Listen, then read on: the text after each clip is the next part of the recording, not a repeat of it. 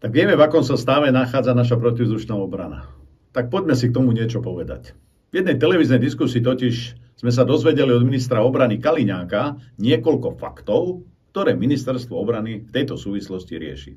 Tak sa pozrime, o čo ide. Nemáme protivzdušnú obranu, takže nemáme chránené nebo, respektíve ak áno, tak iba veľmi, ale veľmi kozmeticky. Žiaľ, na túto smutnú skutočnosť upozorňujem už dlhodobo.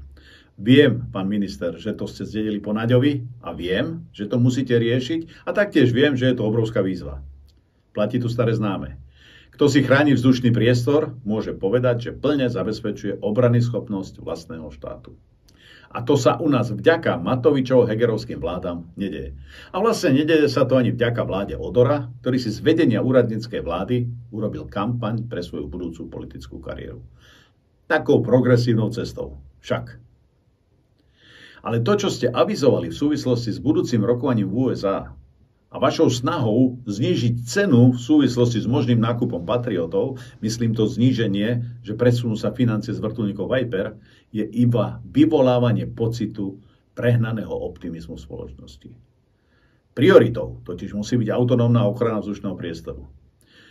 Pri hľadaní riešenia vrtuľníky Viper nemôžu hrať žiadnu úlohu. Spomeňte si, čo ste hovorili na tribúnach.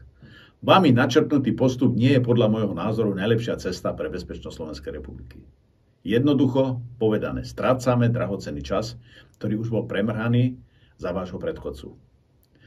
Mňa osobne, a som presvedčený, že aj občanov Slovenskej republiky by určite zaujímalo, či ste ako minister už prijali smerom k vášmu predchodcovi, Naďovi, nejaké konkrétne opatrenia v súvislosti s darovaním protivzdušného systému S-300 a MiG-29 na Ukrajinu.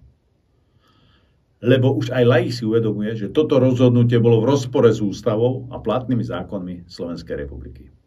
Viete, pri spoločných akciách opozície za vlády Matoviča Hegera sme občanom hovorili veľmi jasne a presvedčivo, ako bude nová vláda postupovať. A preto dnes tvoríte vládu vy, a nie progresívci, ktorí ponúkajú len slepú ideológiu. Dnes, aj keď nie je ešte dlho od volieb, musím konštatovať, že sa tieto sľuby nenaplňajú. A ak áno, tak veľmi, veľmi pomaly. Viete, pán minister, nechcem vás poučovať, ale v armáde platí známe pravidlo. Za dobré plnenie úloh sa chváli a ten, kto úlohy neplní, musí čakať trest. A v tomto konkrétnom prípade majú občania právo vedieť, ako váš predchodca na ministerstve bačoval, čo všetko sa mu darilo napáchať. Občan má právo to vedieť a vy povinnosť ich o tomto informovať. V tomto smere sociálne cítenie nie je na mieste, to mi verte.